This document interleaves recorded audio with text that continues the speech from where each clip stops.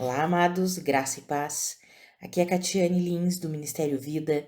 É uma alegria estarmos juntos mais um dia compartilhando a palavra de Deus. Nós estamos lendo, estudando o livro de Gênesis e o nosso capítulo de hoje é o capítulo 19. Peço perdão aos irmãos, às vezes ainda preciso tossir um pouquinho, limpar minha garganta aqui enquanto estou gravando áudio. Eu tento minimizar isso ao máximo. Minha voz está um pouquinho rouca ainda, mas o Senhor está no comando das nossas vidas e Ele está cuidando de todas as coisas, né? Eu tive uma faringite meio séria, já fiz todo o tratamento, já estou bem, não tenho mais nada fisiologicamente, mas ficou aí um resquício de uma tosse, de uma rouquidão, mas o Senhor está cuidando disso, a parte natural que eu preciso fazer, o cuidado que eu preciso ter, eu estou cuidando, e nós vamos continuar aqui levando a mensagem, a palavra de Deus, para sermos edificados em nome de Jesus. Então, hoje o nosso capítulo é o capítulo 19 de Gênesis, e eu quero ler com os irmãos os versículos 12 e 13, e também quero ler dos versículos 23 ao 26. Então, esse capítulo relata a destruição de Sodoma e Gomorra. Quando os anjos chegam em Sodoma e Gomorra, eles estão ali sentados à porta, eles entram na cidade e Ló está sentado à porta da cidade. E Ló, quando avista eles, vem para recebê-los, ou seja, ele reconheceu, né? Ló reconheceu que eles eram enviados de Deus, porque Ló diz assim: meus senhores, por favor, acompanhem-me à casa do meu servo, e lá vocês poderão lavar os pés, passar a noite, e pela manhã vocês podem seguir o seu caminho. Aqueles anjos, eles dizem, né, que não, eles ficariam ali, mas Ló insiste e eles vão para a casa de Ló. É aquele momento em que os homens da cidade vêm até a casa de Ló, insistem com Ló. Tem homens aí, nós sabemos, mandem esses visitantes aqui para a rua porque nós vamos ter relações com eles. Ou seja, era uma cidade completamente perversa, inundada na imoralidade, na impiedade, na perversidade.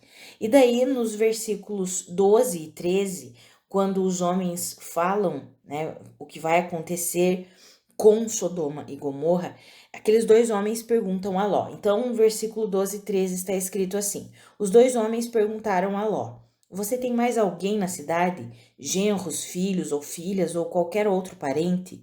Tire-os daqui, porque estamos para destruir este lugar. As acusações feitas ao Senhor contra este povo são tantas que ele nos enviou para destruir a cidade. E aí, para os irmãos que leem o capítulo, sabem que Ló vai falar com os genros, eles dão risada, né, de Ló, eles dizem, é capaz mesmo que isso vai acontecer, enfim. E aí, os homens falam com Ló, você tem que sair daqui, puxam Ló mesmo pelo braço e dizem, você precisa sair daqui. E Ló vai com a sua esposa e com as suas duas filhas. E aí tem os versículos que nós vamos ler aqui, o 23 até o 26. Ló pede para se refugiar numa cidade vizinha, que é a cidade Zoar. E daí diz assim o versículo 23. Quando Ló chegou a Zoar, o sol já havia nascido sobre a terra. Então o Senhor, o próprio Senhor, fez chover do céu fogo e enxofre sobre Sodoma e Gomorra. Assim, ele destruiu aquelas cidades e toda a planície, com todos os habitantes das cidades e a vegetação. Mas a mulher de Ló olhou para trás e se transformou numa coluna de sal. Amados, esse capítulo 19, quando nós lemos, já é impactante por si só, né? Nós vemos todo esse relato dessa destruição, uma cidade completamente perversa, completamente ímpia. E quando Abraão pergunta, nós já vimos, né? Quando Abraão pergunta no capítulo 18 para Deus que se existissem 10 justos, ele mesmo assim destruiria a cidade. E Deus diz assim: não, se houver 10 justos, eu não vou destruir a cidade. Amados, não tinha nem 10 justos, tinha só Ló. E Ló conseguiu levar as suas duas filhas e a sua mulher ficou pelo meio do caminho. Por quê? Porque ela olhou para trás, ou seja, ela estava apegada a tudo o que ela tinha ali naquela cidade. Aquilo era mais importante do que Deus.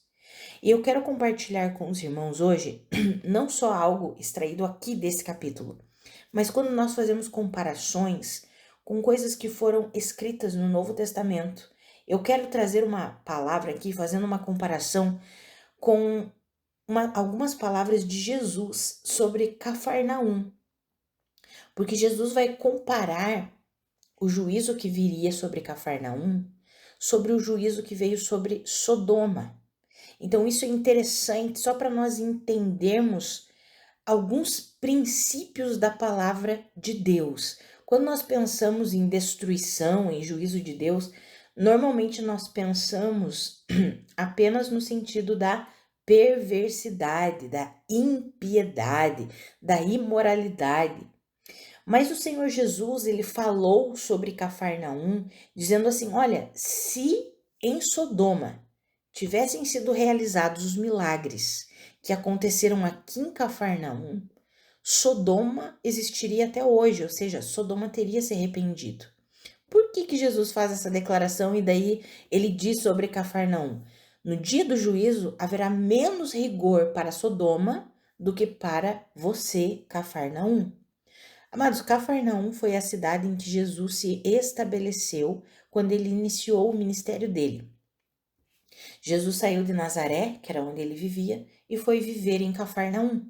E ele tinha uma morada, uma casa ali em Cafarnaum. Isso nós descobrimos lendo Marcos, capítulo 2, versículo 1 em diante, que Jesus estava na sua casa em Cafarnaum. E quando ele estava ali na sua casa em Cafarnaum, chega aquele paralítico que é colocado pelo telhado para receber a cura. Nós já vamos falar sobre isso. Então, Cafarnaum foi a cidade onde Jesus se estabeleceu como para moradia durante o período do ministério dele. É claro que ele viajava, que ele andava, mas a casa dele estava estabelecida onde? Em Cafarnaum. Foi ali em Cafarnaum que ele fez muitos milagres. Foi ali em Cafarnaum que ele chamou vários discípulos. Amados, muitas coisas aconteceram em Cafarnaum. A população, o povo daquela cidade, na presença de Jesus, era para ter se convertido, era para ter se rendido a Deus, era para ter reconhecido que Jesus Cristo era o Filho de Deus, o Messias enviado. E não foi isso que aconteceu. Por isso que Jesus, e isso você pode ler lá em Mateus, no capítulo 11, nos versículos 23 e 24, você pode ver que Jesus ele faz algumas declarações sobre 3 cidades. Ele vai falar sobre Betsaida, Corazim e Cafarnaum. E Cafarnaum, quando ele vai falar sobre Cafarnaum, ele faz essa comparação com Sodoma, dizendo assim, olha, se em Sodoma tivessem sido feitos os milagres que eu fiz aqui em Cafarnaum, Sodoma existiria até hoje. Ou seja, significa que se o que Jesus fez naquela cidade, que era uma cidade onde habitava o povo de Deus, vamos colocar aqui entre aspas, por quê? Porque eram os judeus, era para ser o povo de Deus, mas eles não se voltaram para Deus. Então Jesus diz assim, lá em Sodoma, se tivesse acontecido esses milagres, eles teriam se arrependido, eles teriam entendido o que a mensagem de Deus. Mas aqui em Cafarnaum, onde aconteceu tantas coisas, é como se Jesus estivesse dizendo, onde eu vim morar, onde eu estabeleci a minha casa, a minha moradia, aqui vocês não creram em mim. Aqui vocês não depositaram a fé, a confiança naquele que é o enviado de Deus, o Messias. Amados, por que eu estou fazendo essa comparação, trazendo essas palavras de Jesus que você confere lá na tua Bíblia, em Mateus capítulo 11, versículos 23 e 24? Por que eu estou trazendo essa comparação? Amados, para nós entendermos que a destruição e o juízo não vem somente sobre a impiedade no sentido de perversidade.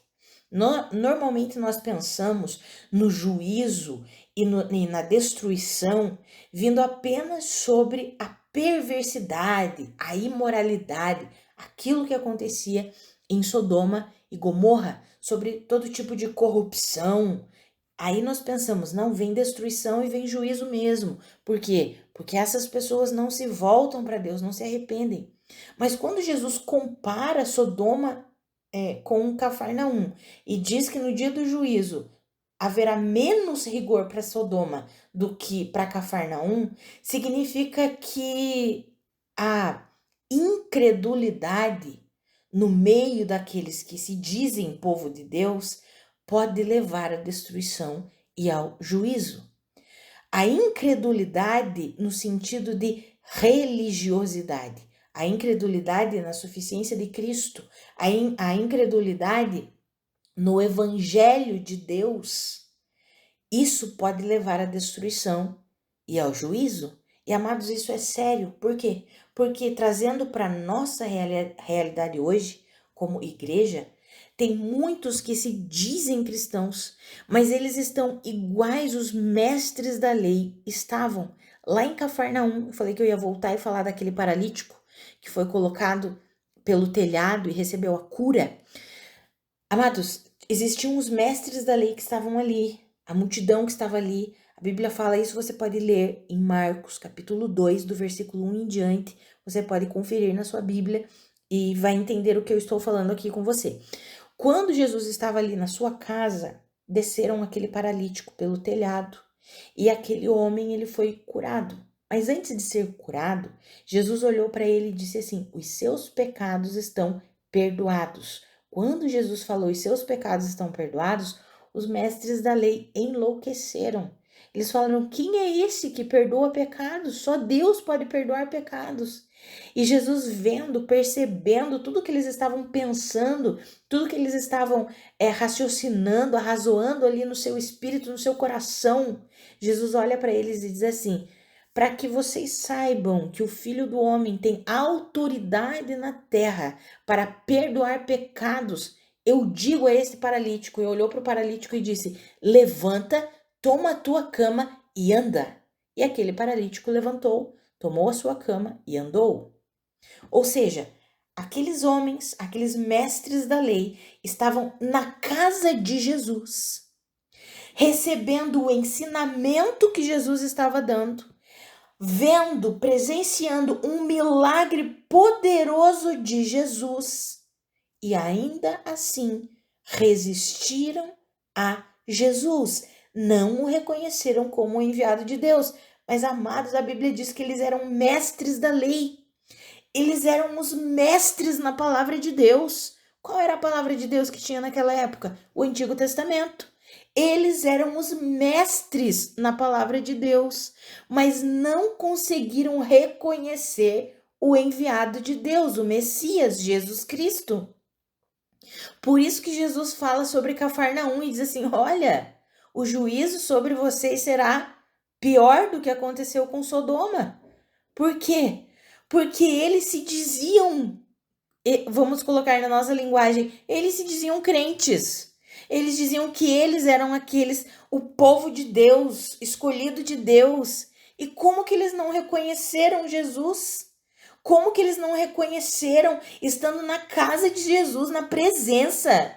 Jesus, cheio do Espírito Santo, com todo o poder, fazendo milagres, como que eles não reconheceram?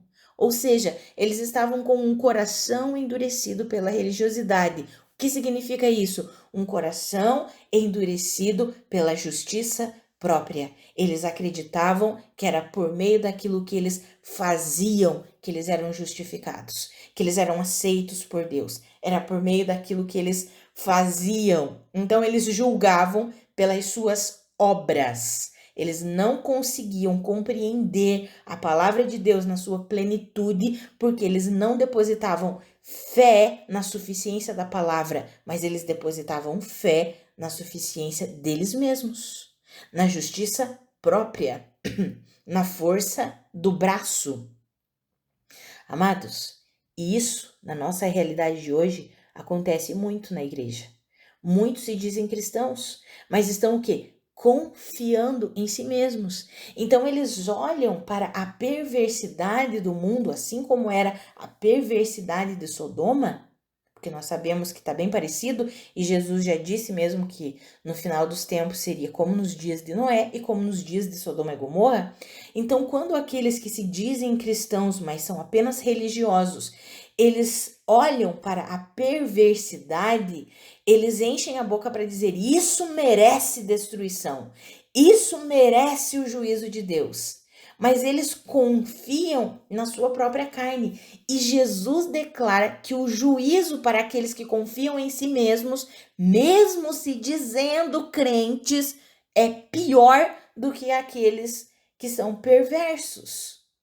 Amados, isso para mim é muito forte, isso para mim é impactante. Eu estava estudando o capítulo 19 de Gênesis, me lembrando do que Jesus falou sobre Sodoma, e eu fui meditar de novo em Mateus e eu falei, uau! Fui ler Mateus, Marcos, Lucas, eu falei, meu Deus, como assim, Jesus? Como assim? E aí o Senhor me trouxe um texto que está em segunda Tessalonicenses. Esse eu quero abrir aqui minha Bíblia para eu ler com os irmãos.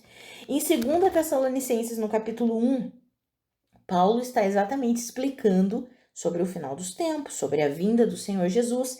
E aí ele diz assim, ali nos versículos, eu quero ler dos versículos 6 até o 9. Olha o que está escrito aqui. É justo da parte de Deus retribuir com tribulação aos que lhes causam tribulação e dar alívio a vocês que estão sendo atribulados e a nós também.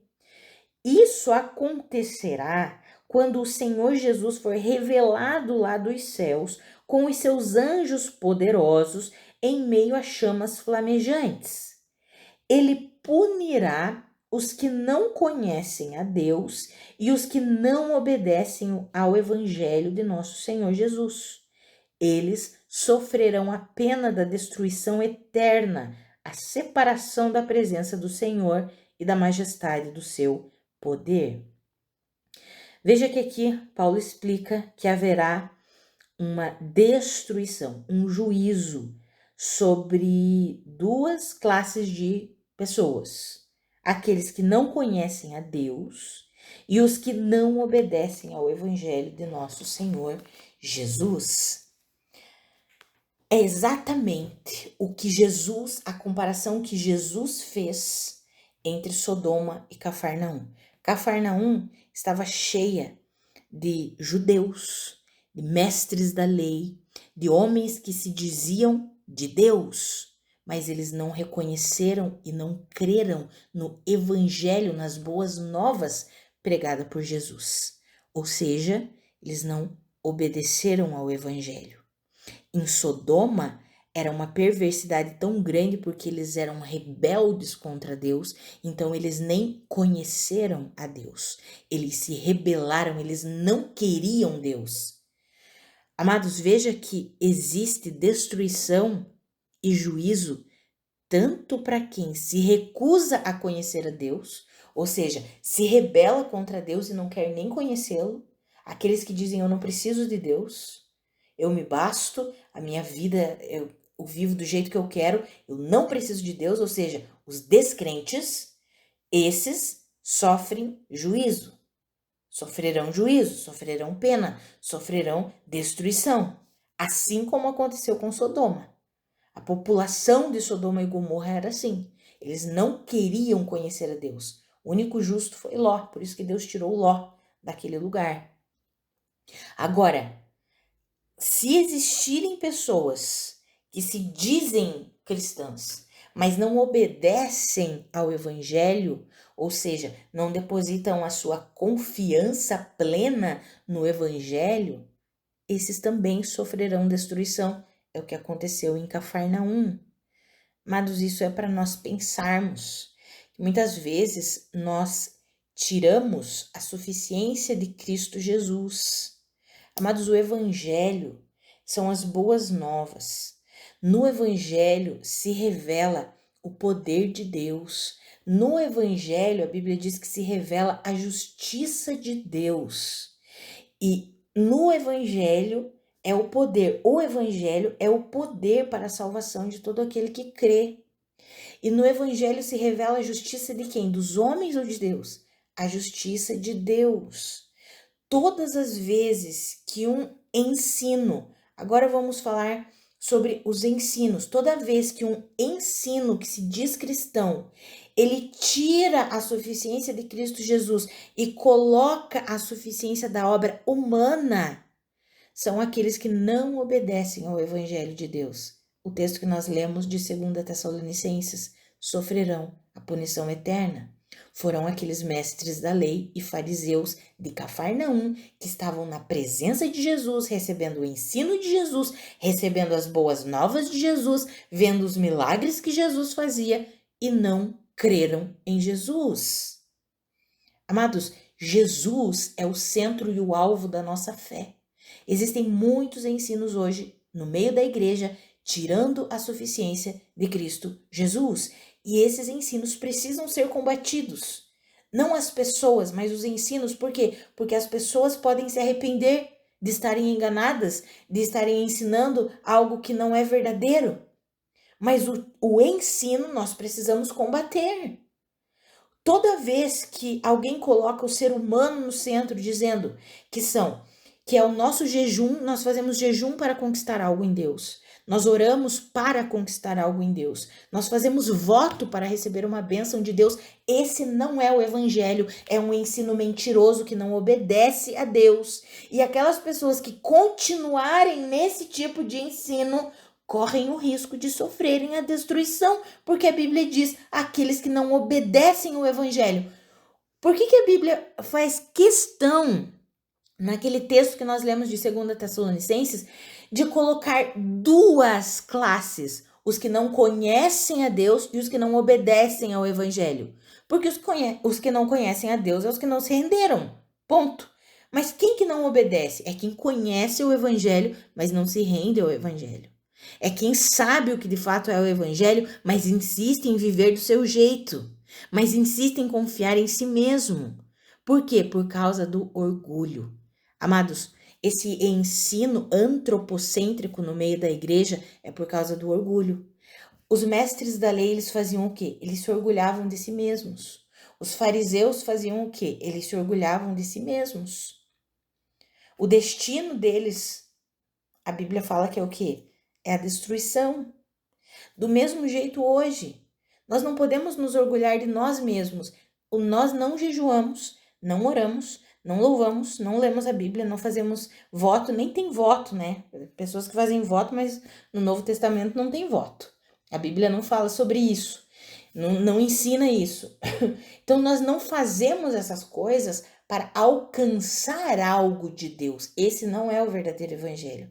O verdadeiro evangelho, tudo já foi feito, a justiça já foi realizada em Cristo Jesus. O que é a justiça? Jesus, que não tinha pecado, se tornou pecado, recebendo o salário que o pecado merecia, que era a morte. A Bíblia diz que o salário do pecado é a morte. Então Jesus se tornou o pecado, recebeu o salário que o pecado merecia, que era a morte, e ressuscitou. E a Bíblia diz que ao ressuscitar, ele nos justificou. Ou seja, a ressurreição de Cristo Jesus nos tornou o quê? Justos, aceitáveis a Deus. Nós não somos aceitos pela oração que fazemos, pelo jejum que fazemos, pelos votos que fazemos, pela quantidade que oramos. Não, amados, nós somos aceitos por causa da obra de Jesus. Foi Jesus que fez essa obra completa.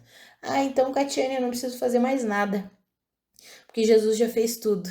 Não, amados. Sabe quais são as nossas obras? O resultado do que Cristo fez. Efésios capítulo 2 fala isso, que Jesus Cristo nos salvou para as boas obras que ele planejou antes da fundação do mundo.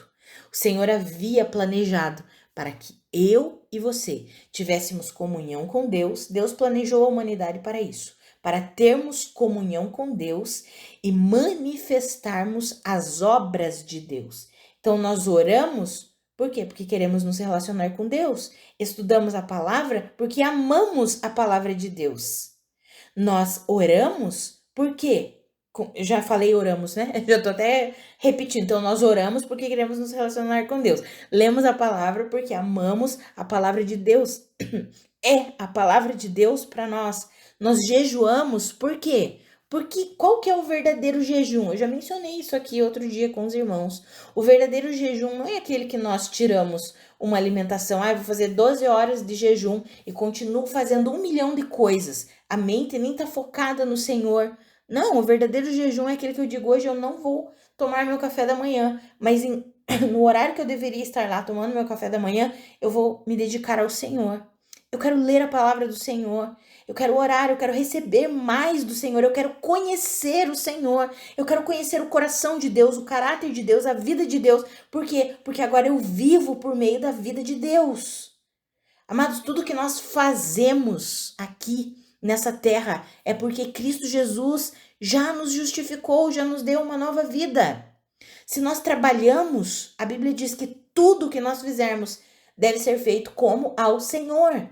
Ou seja, não existe essa separação que muitas vezes os cristãos fazem entre a vida secular e a vida espiritual. Não existe. Nós somos espírito, continuamos sendo espírito, que temos uma alma, ou seja, mente, coração, emoções, e habitamos num corpo, seja no trabalho, seja no mercado, seja aonde nós estivermos, na igreja, na família, onde nós estivermos, nós somos um ser espiritual, conectado com o Espírito de Deus.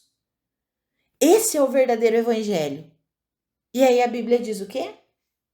Que os que não conhecem a Deus, é o que aconteceu com Sodoma e Gomorra, eles não conheciam a Deus e não queriam conhecer a Deus. Porque quando a Bíblia diz sobre os que não conhecem a Deus, são os que rejeitam e não querem conhecer a Deus.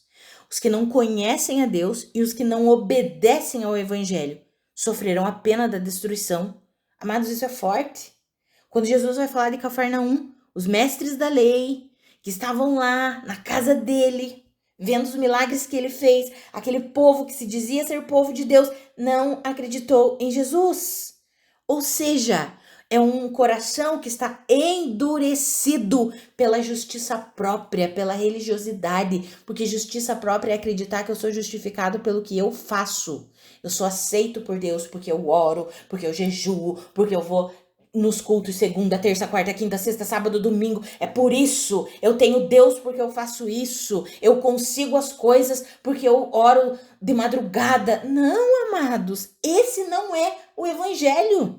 Esse é um ensino que precisa ser combatido. É um ensino enganoso que tem deturpado e enganado muitos. Por isso que nós temos vivido uma igreja fraca. Uma igreja orgulhosa, meritocrática, invejosa, egoísta.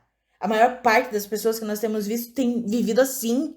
Do que adianta o censo dizer que no Brasil tem quase, 40% de evangélicos, que até 2028, parece que eu vi ali, vai ter 40% de evangélicos. E daí, se for nesse ensino que está tendo agora, não faz diferença alguma. Por quê? Porque é um ensino fundamentado na justiça própria, o mesmo lá dos mestres da lei de Cafarnaum, que Jesus falou que sofrerá um juízo pior que o juízo de Sodoma, que nós acabamos de ler aqui em Gênesis capítulo 19.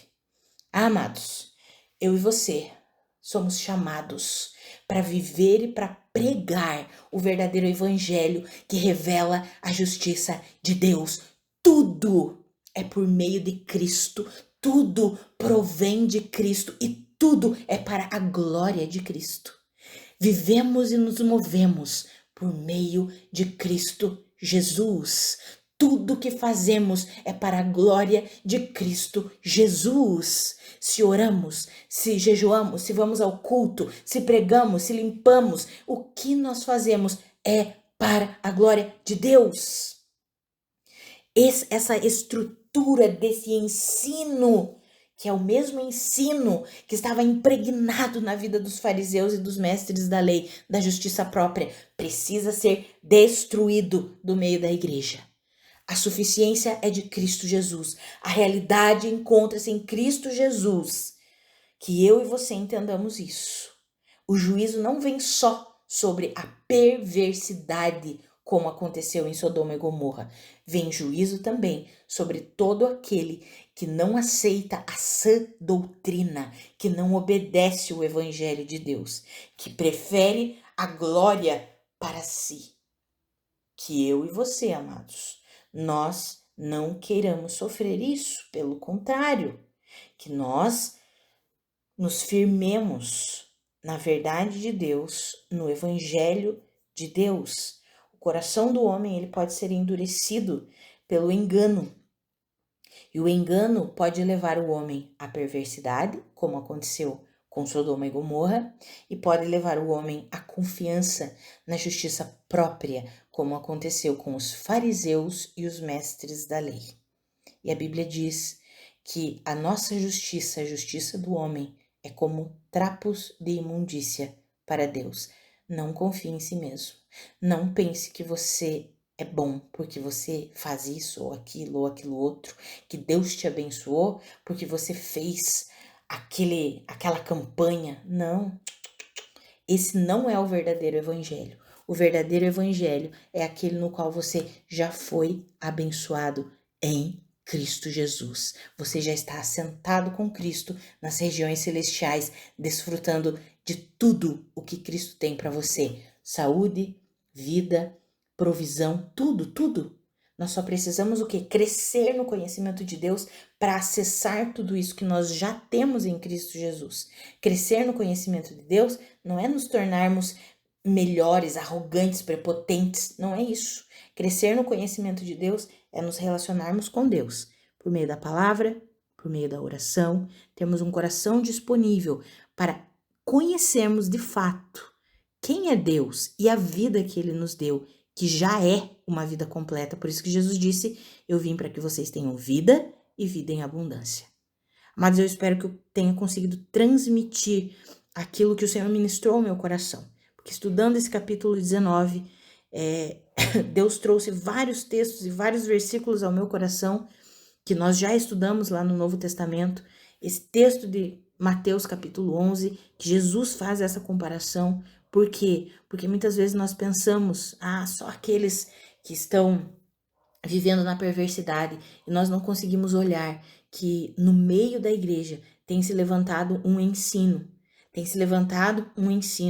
que tem trazido todo tipo de destruição. Por quê? Porque não é um ensino cristocêntrico, mas é um ensino antropocêntrico que exalta a obra humana.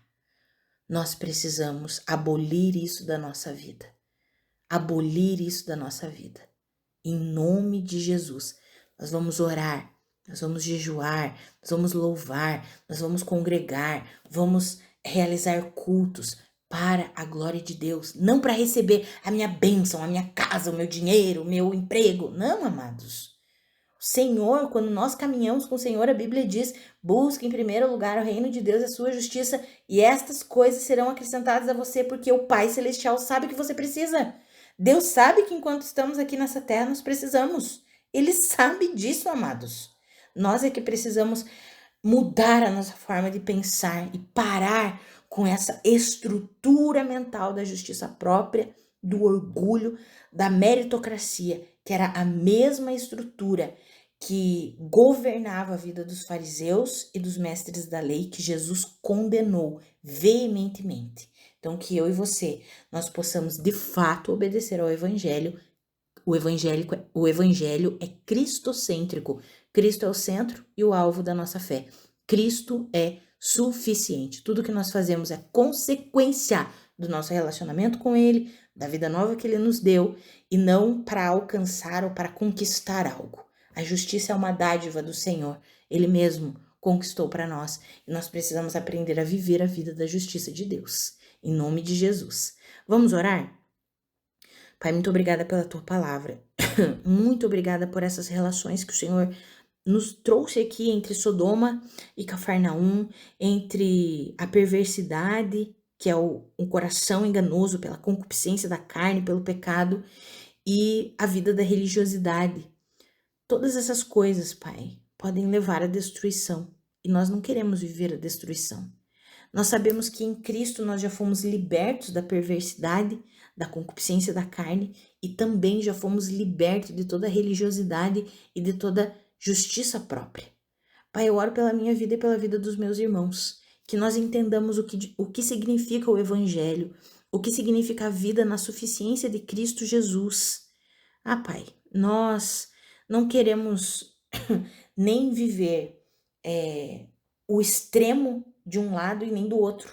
Não queremos caminhar na perversidade porque o Senhor já nos libertou disso.